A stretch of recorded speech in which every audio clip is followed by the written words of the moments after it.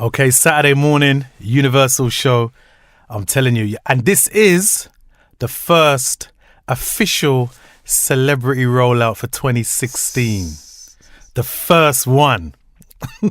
We had a break in December.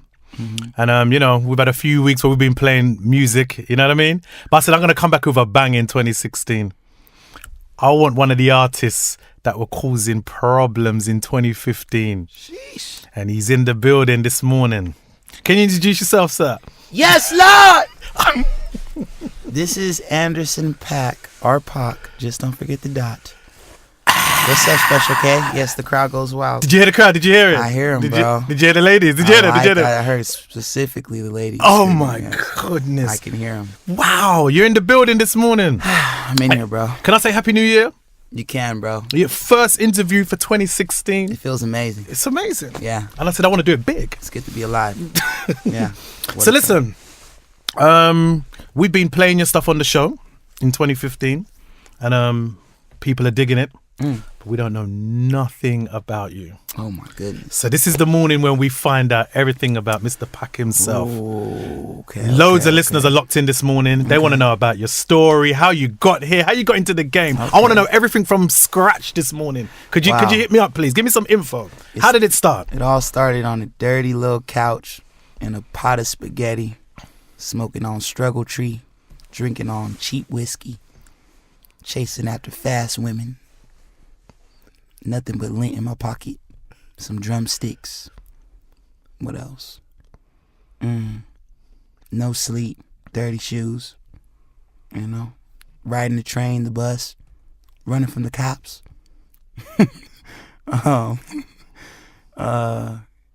Getting cheated out of money. Playing for pennies.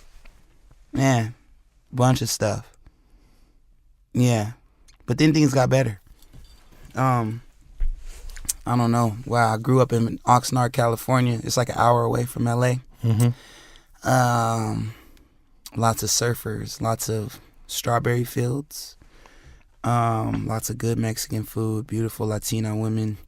Yeah, good vibes. The hometown of Malibu as well. Oh No and Lupac. Wow. Yeah, I grew up out there.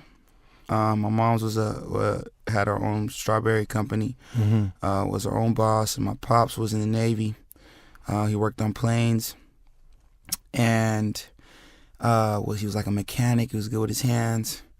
But long story short, I came out to LA when I was about 21. Okay. And I didn't really know exactly what I wanted to do. Up until that point, I had played drums. Pretty much for a large part of my life. I started playing drums when I was about 11. Wow. And I started playing drums in Baptist church. And that's where I got most of my schooling and everything. And now when I look at like even my vocal style, a lot of it is kind of just derives from like gospel. And yeah, I was coming out to LA. I was at the time I was with this little chick. And, she was gassing me up and she was like, you should sing, you should do your thing. And I was like, oh, I guess. And I didn't really know if I wanted to jump into the artist thing or what I want to do. And when I first came out here, I went to culinary school. Or when I first came out to LA, I should say. I'm in London now. But I went to culinary school for a little bit, cut my finger the first day. And I was like, okay, this is not going to work. And I quit that and I went to music college a little bit in Hollywood. And I was like, at the very least, I can learn how to read music and I'll do session work. And so I went to school for a little bit, and that was dope. I got to meet a bunch of people, and it was really fun. But then I had to drop because I couldn't afford it. About a week after I dropped, they hired me to be a TA, so I was just working there. Okay. And I met most of the band members that I play with now. I met at the college, and I used to go by Breezy Lovejoy at the time. Breezy Lovejoy. Yeah, I was What's that about? Breezy Lovejoy. Breezy Lovejoy. That sounds really naughty. I just thought he does it. Dang. Breezy Lovejoy. It sounds like some hippie porn star. That's what it sounds. Okay. Jeez.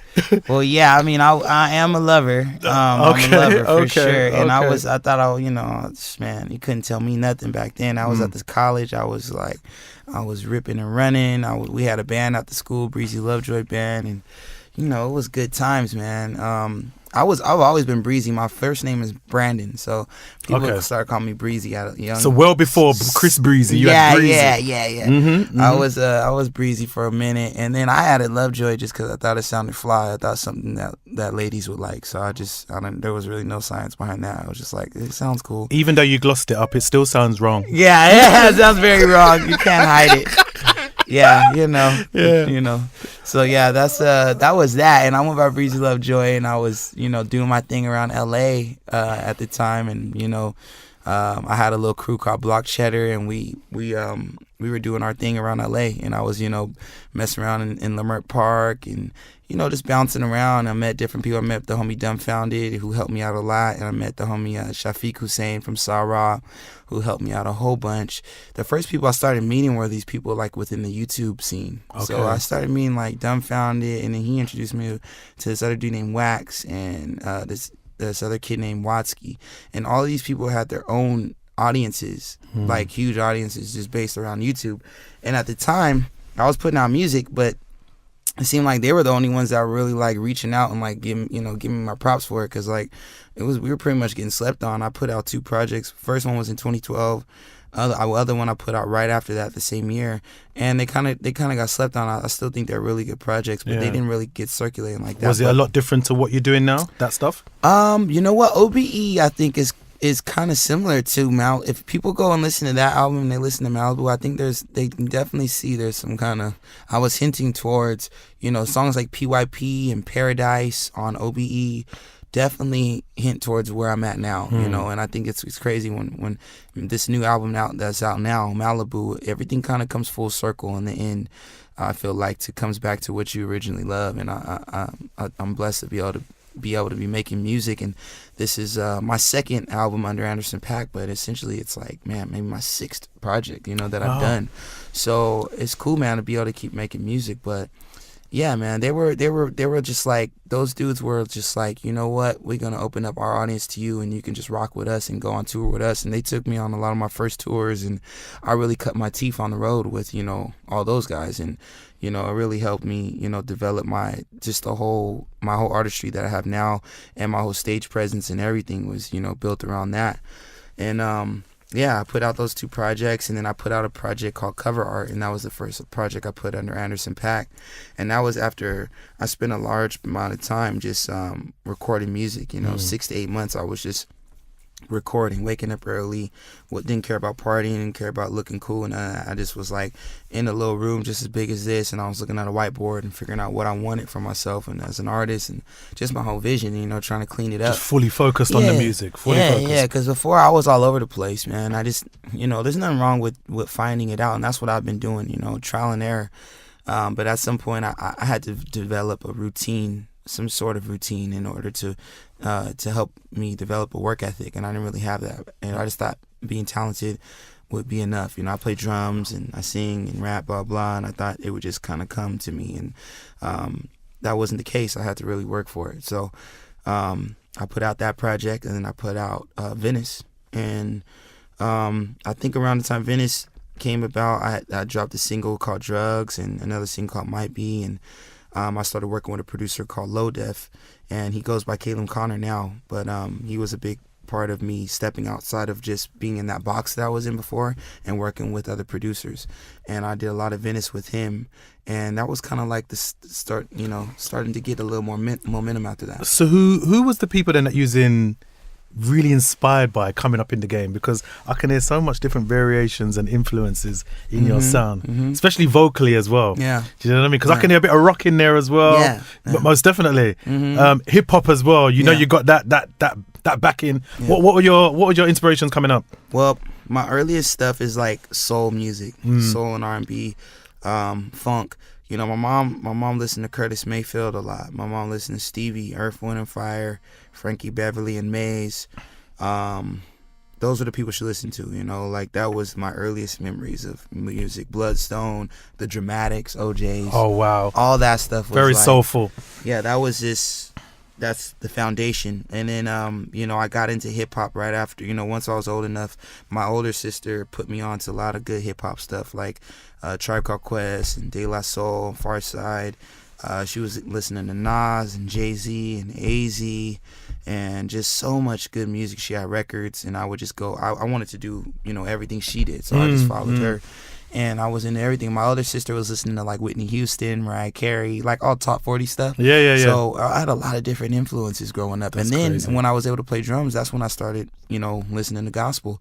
So then it was a large part where I was just all into gospel stuff too. So, Hezekiah Walker, Kurt Franklin, man, just so much. All quality Kim artists Burrell. within their genre. Yeah, most man. definitely. All of those, was just like a stew, and that's Yeah. what made me who I am now. And I think when I got to like growing up in Ventura County, there's a huge punk rock scene and rock and roll scene out there too. So I had people putting me on to like Minor Threat and Dead Kennedys and Bad Brains and then Nirvana and Foo Fighters and Radiohead. These are just like. All these different things were just a part of my growing up, and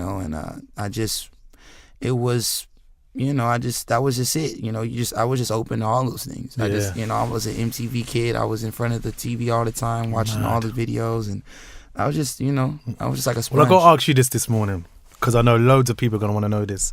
Now, how did you hook up with the boss himself, Dr. Dre? Dr. Dre. Because they're gonna say, come on, Special, you got to ask him that this morning. How did you hook up with Dr. Dre? DRE. Yeah, man, the homie Ty Cannon, who's the head A&R at Aftermath, he hit us up and asked us if he wanted to work on a project for Dr. Dre over production from DJ Dahi and DJ Khalil. And I was like, yeah, let's do it. I love both of those producers.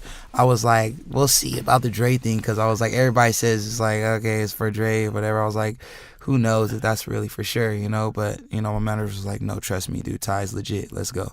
So I was like, all right, we'll see. And I get to the studio, I get past like all 3 sets of security, piss in the cup, I do the swab, I get frisked, That's I go through the the scanner, And you know what? I actually believe you. I go through the paper check, the family check, Yeah. and I get there, and the first 2 people I see are Dr. Dre and the DOC, and they're just watching the playoffs. And I was like, yo, what the hell? This is for real. Okay, this is for real. Okay. Yeah. So I say what's up. They're super cool. And I go in the studio and I meet Mez and Justice. And those are the 2 main writers on Compton, that were doing like a lot of the writing. And they were just super amped to have me in there. And they were like, yo, we love that song Suede. And I was like, oh, snap. Okay, Suede, that's what's up. And they were like, we've been playing that shit for like 2 weeks straight, And So how many songs are you physically on the Compton album? I'm on 8 songs. 8 songs? I'm featured on 6. So Wow. Yeah. That's crazy. I didn't know it was going to be like that until the pre-order But basically, it's your album. Oh, produced man. by Dr. Dre, innit? Come on, let's put it out there, man. Come on, man. A lot of people Oh, worked on and that. my homegirl, too. Marsha. Oh, Marsha. Come on, man. We can't forget Marsha, Killing right? him. What up, Marsha? You still, come on, girl. You going to do the hook? No, we still got to make some music. And then we've got to talk about the 2. I mean, you worked with Dr. Dre, and then we can't forget the other producer either. I mean, Premier? Yeah. Yeah, man. I mean, come on, man. Crazy. I can't believe it. Yeah, history. Yeah. Yeah, I mean, that is a moment. How does that feel for you, like, as an artist coming up in the game, coming from where you come from, your struggle and whatnot, and you're sitting down with, like, if not one of the 2 greatest producers in music. Yeah. Not just hip hop. Yeah. In music. It's awesome, man. It's awesome, man, because like I was saying, man, I've been doing it for a while, and it's crazy the people that you meet that really gravitate to your music, at the end of the day. Like, a lot of people just didn't get it, and it was awesome to be able to show what I do to those 2 dudes, and them to understand what I'm going for right away. Premier was just like, I love it, man. I love what you're doing, man. And for me to I had that song Animals with Premier. I had it pretty much all recorded, and I just was playing it for Dre on the way out from after we were working on the session. He just loved it. He was like, I gotta get a verse on this, man. And then he hit me up the next day like, yo, I know this is your track, but man, I would love to put this on the project. And I was like, yo, let's do it. You guys this is like the first track y'all done. I would love to be a part of this. So it's dope, man, to see like, yeah, man, they get it. You know what I'm saying? Like, this is it. This is what they've been waiting for. It's what I've been waiting for. It's like, yeah, this is it. It's time. This is crazy. We've got Addison Paak in the building right here on the first interview for 2016. And you know what? The management are telling me I've got to wrap it up because of the time, because you got a busy schedule. Is this your first time to London? No, this is like my third time. Your third time? Yeah, I'm gonna move out here. I'm gonna have a house out here. You need to come back. You need to come back. We need to do it again. You know, because there's so in the many room? things I want to talk about. The album's out. It came out last week, right? Yeah. Album came out last week. What's the album called? Malibu. Malibu. It is out now. OBE, Art Club, Steel Wool, Empire, all the squads.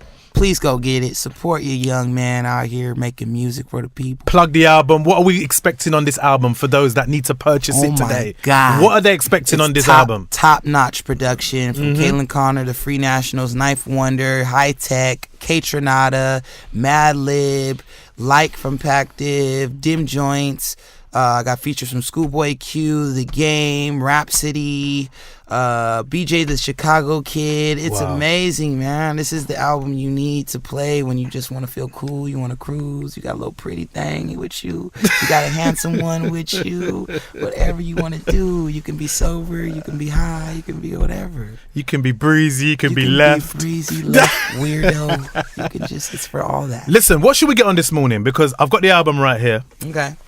What I you want to do? You want to dance? You want to? I want to dance. This is the morning show, so you know we like to dance, right? All right, listen. Yeah, nothing boring around here. Keep it up tempo. Let's go. Let's dance then. Let's dance. Let's hit them with "Am I Wrong?" This is "Am I Wrong?" The second single off Malibu, featuring Schoolboy Q, produced by Pomo. Yes, Lord.